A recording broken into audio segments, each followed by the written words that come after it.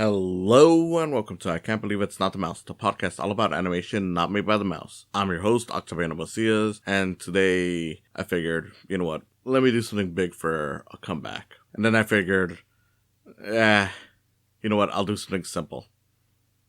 No, I'm not joking. I originally wanted to do something big. I wanted to do Ninja 2 as like the big comeback since hey, that's the biggest animated movie of all time. But I honestly got tired watching it for the few minutes, and I felt like that wasn't a fair way to judge it. I do plan to watch it someday, but maybe not the A24 version.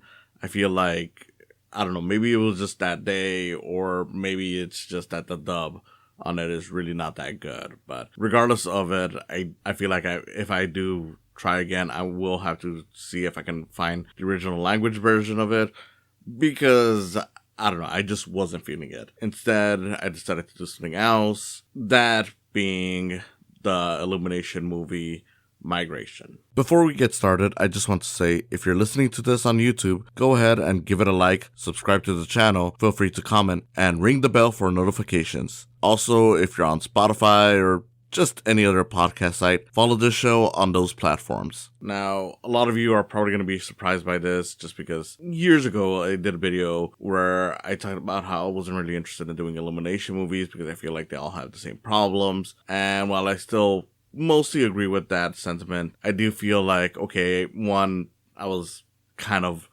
mean about that, and I feel like I wasn't giving Illumination the fair shake that they deserve. And more importantly, I mean, I already did the Mario movie. And yeah, granted, you can argue that that's a different case just because Nintendo was also involved with it, but it's still an Illumination movie. So why not? And I figured I'd do Migration because Migration is probably my favorite movie out of Illumination. It still has some of their usual stuff, but this one had a different director than what they usually work with. It has French animator Benjamin Renner, who is perhaps most known for Ernest and Celestine, and as a result, it really does feel like it's kind of a different movie from what their usual fare is. And I'll admit, when I first watched this years ago, because this was like 2023, I was thinking like, wow, maybe Illumination is finally turning it around. And realistically, they kind of haven't. I mean, their follow-up was Despicable Me 4, which was more of the same. And we haven't really seen them do or announce anything that's really all that different. There's a new Mario movie coming out, but that just feels like, again, with the first one, where it's like, well, Nintendo's helping out, so who knows if this is really, 100% theirs. Still, I do think that Illumination deserves a fair shake. I mean, they are one of the animation studios that has come out very much against AI, and as far as I've been told, they're one of the nicest animation companies out there to work with. So, I don't know. Hopefully, someday we start getting more stuff like this instead of what feels like the laziest possible features from them. That being said, Migration, good movie. It's not a masterpiece. It's just a fairly standard, pretty average animated feature. But what it does especially well is that it does have a lot of good comedy. The story is fine. The characters go through their arcs well. It's a cute movie. So, basic summary of the movie, like the title says, it's a migration movie. It's about ducks. We got the main family of ducks, which is led by Kamal Nanjiani as the father, who just does not like the idea of going outside of the pond that they're in, just because he's like, the world's dangerous. Kids want to explore the world. His wife, who's played by Elizabeth Banks, also wants to explore the world. So eventually he's convinced to leave the pond to go on a migration. The mother-daughter, father-son, and they get their uncle, Uncle Dan, played by Danny DeVito, to join along, and that's your basic setup for the movie. It's a nice little 80-minute road trip movie, basically. You got random things that happen, like they stumble upon a heron who they assume is going to eat them. You got basically them getting into the city and shenanigans happening. They meet a Jamaican bird who helps them on their travel, and there's a villain in this who wants to cook them because they're ducks. And yeah, that's basically the setup of the movie. And you really don't need any more. It's nice for what it is. I like the fact that the humans in this movie don't talk. Like, for the most part, there's like grunts and stuff like that. The closest you get to an actual human talking on screen with this comes in a scene that's pretty cool. It's very, very nicely animated when they're in this kitchen, basically trying to help the Jamaican bird escape from his cage. The father and mother steal this key and they stumble upon this dance floor at the restaurant, and a woman starts singing. Basically have to dance their way around the people dancing, and it's a very nice sequence that just showcases like, okay, yeah, the talent on the animators, and the idea is a cute enough scene, like, hey, let's escape via dance as everyone's dancing. So it's really not something where it's like, okay, we're gonna have talking animals talking to people and whatnot. It's just talking animals, and that's it. And again, it's just fine for what it is. I like the fact that the villain is pretty much silent as a result of that. It creates for like an interesting dynamic, and it gets a lot of interesting stuff done via animation. It allows for the characters to tell the story, emoting, just reacting to things. I don't know, it's really just something that feels very old school, and I appreciate Illumination allowing this to happen, because it really does feel like, with the amount of movies that they've done and the ones that I've seen, they just have this formula that they stick with. This one just feels like a really simple... Honestly, at times it even feels like a throwback to old live action movies. Yeah, that are road trip movies over just the standard thing that we've seen for years. Because, the one thing that has been annoying with whether it's animation or even as movies have moved to throwing a lot of the smaller budget stuff onto streaming, it feels like a lot of these movies have kind of disappeared. Like, just these character pieces that are just like, hey, look, here's a group of characters, here's some scenarios they go through, just watch it, relax, enjoy, that's it. It's nice. You get a lot of good laughs out of the parents, the kids get their cute moments, and yes, even Danny DeVito's Uncle Dan gets some funny moments here and there too. You got, of course, the funny personalities around them. Like when they get into the city, there's a whole group of pigeons being bussed around by this tiny, messed up little pigeon named Chomp, played by Aquafina, and she does a great job. It's her typical voice, but the way she delivers the lines feels more like a mob boss, and it makes for like a really cute setup. I dug the fact that a lot of this movie is just a simple, we're going to this place, and we do see the progression of how the characters feel. Like the father being afraid of leaving the pawn, like the what convinces him to leave is very well set up and very well done. And as you see that progression, I'm like, okay, he's still afraid, but then he becomes a little more brave. He starts believing in himself and being confident and cocky. That kind of stuff really works. And I like the fact that it never really feels like, okay, we're gonna try to dial it back. Like, there is a moment towards the end where he gets scared for the son, but it's not like, okay, you know what, we should have never done this, let's go back.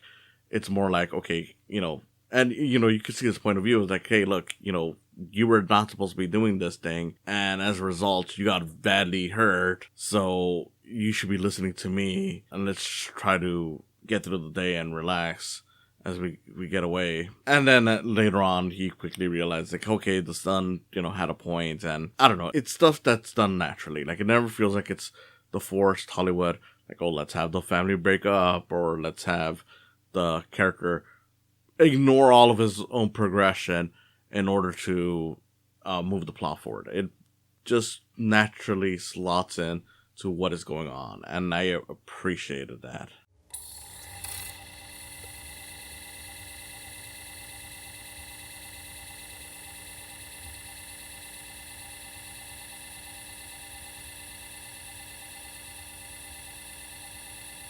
With the story out of the way and just the little things, I do want to give a lot of praise to the animation. Now, Illumination has created a pretty decent animation style for themselves. You can spot an Illumination human and character from a mile away if you're into these things. And while I wouldn't say that this movie completely breaks out of that mold, there's a lot of times where it feels very 2D-esque. And not just because the movie opens with a 2D segment. The character designs just feel very much like 2D characters that just happen to be 3D, and as a result, it makes for one of our more unique looking movies. It's not doing like the Spider-Verse thing or any of that stuff. It's just that the way they move and the fact that Illumination already has been doing basically 2D style animation with a lot of their gags and humor, this just feels right. Even though the duck characters have very similar looks to them, just the little differences and nuances in terms of how they move creates for a very interesting looking movie. Again, this is fairly average at the end of the day, and that there's nothing wrong with that. I feel like a lot of people forget that there's a whole gulf of difference between bad movie, good movie. I mean, really farther than that, like worst and greatest of all time. A lot of people often go on the whole thing where it's like, oh, a movie's either the worst thing ever or the best thing ever. And whenever it's anywhere in between, you're going to get people who weirdly will often throw something that's fairly decent under the bus as the worst thing ever, even though it's like, come on guys, how many worst things ever can there be? I feel like this is one of those. I mean, I don't see a whole lot of hate for this movie, but at the same time, I don't see a lot of love. And the few times I do see this being brought up, I see this brought up as just one of another, Illumination missteps. For no other reason than it's because, well, it's not Pixar quality movie or even a DreamWorks quality movie. And I'm like, first off, I've seen movies from both of those studios that are worse than this, but secondly, in what regards? Like, what exactly is it doing bad? I don't see it doing anything too bad. Like, I don't, agree. Again, I do think that it doesn't do anything that makes it spectacular. It's not going to be one of those movies that I recommend a person drop everything and just watch right away. But it is a movie that I'd be like, okay, look, if you got kids or if you're during the holiday season, like with Thanksgiving, staying with family, you can watch it. I mean, it's not something that I wouldn't normally recommend right away or for like the average viewing. Though, if you want to check it out, I do think it's worth checking out. It is a cute movie, and I know I keep on saying that, but it's because it really is. It's a fairly fun, I wouldn't say forgettable, but you're not gonna remember it as much as some of the great movies of those other companies. And even though I do think that this is better overall than the Mario movie, I will say that the Mario movie is much more memorable as a result of it being Mario. But still, this one works because, again, like I was saying earlier, you got characters who go through their progressions and it's all done pretty well, naturally. It never feels like they do this forced Hollywood thing of like, hey, we gotta have a breakup scene just because. When the father starts freaking out over his son being hurt, it is something where it's like, well, yeah, that makes sense for him to be feeling like that's an issue. It doesn't feel like it's like, oh yeah, now he's regressing back to the beginning. Like, he still feels like, okay, yeah, he's now the more confident, duck that he is. It's just that, well, yeah, bad things happen, and of course you're gonna be like, okay, yeah, maybe you shouldn't be doing these things. And it of course culminates into a scene when they're trying to break out.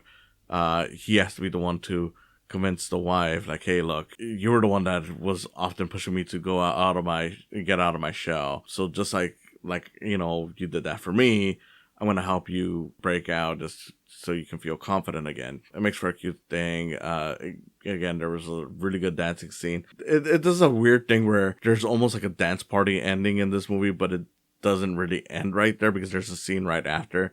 So it's kind of like, I don't know what was the point of having another dance sequence, especially because the second dance sequence is nowhere near as spectacular as the dance sequence that you get during that whole restaurant sequence. But for what it's worth, it's cool. The flying scenes are pretty cool to see as well. Like, whenever you see the birds just flying around, like, some of it is just, it's whatever. But, when they really get you into the mood, it really does feel nice. Like, when you first see them arriving into the city, it's just really nice seeing, like, just how it makes you feel like, okay, you're in danger for, what's going on. it's a cute movie. I do think that cute movies have their place in the world, even if it's just like, okay, this is best watched during the Thanksgiving or Christmas season when you're with family. You can watch it any other time. It's just that it's not going to be one of the most highly recommended things that I, tell you to watch. It's definitely something that you should watch, I think, especially if you're into animation. But if it's just if animation is just a thing that you watch every now and then, if, you're not too crazy for kids movies, it's not going to be one of those that, changes your life. And it's not going to be one of those where I'm like, yeah, definitely make this your must watch, over a lot of other animated movies, especially kids animated movies, that just get the job done a lot better. Still, very cute, and I just can't really see a reason why not to watch it. The voice actors are all good in this. Like, the celebrities they got are all great. Elizabeth Banks is great. Kamal Nanjiani, Danny DeVito, Awkwafina. They all do a lot of fun stuff. Like I said, I do like the fact that the humans in this never really talk, so it results in a fun little villain. Not one of the most memorable, but the chef villain that's hunting them down is kind of neat, just because everything he does is purely out of reaction, out of his emotion. So you do feel like, okay, this guy's a threat, even if there's jokes about him getting hurt.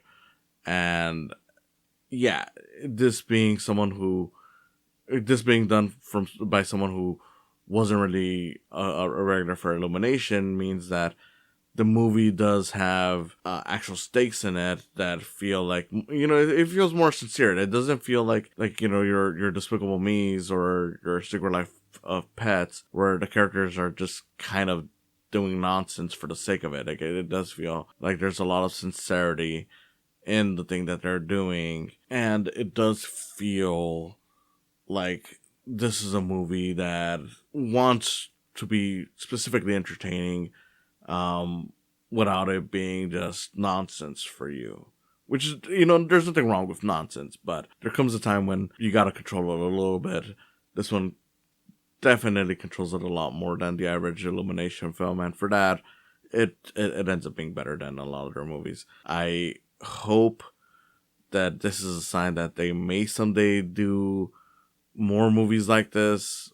We haven't seen it yet, but who knows? Maybe someday we'll see Illumination truly evolve into the studio that they can be if they put the effort in. With all that said, thank you for listening, and I'll see you again next time. He led a good life. What? We're coming for you, Uncle Dan! He would have wanted us to go on without him. Come on, he was kind like that. Thanks for stopping by. Go ahead and follow this channel. Subscribe, like and comment, ring the bell for notifications. Go ahead and also follow my podcast and give some love to my Patreon account while you're at it. It's www.patreon.com/psycams. Again, thanks for stopping by, and I hope you come back for more in the future.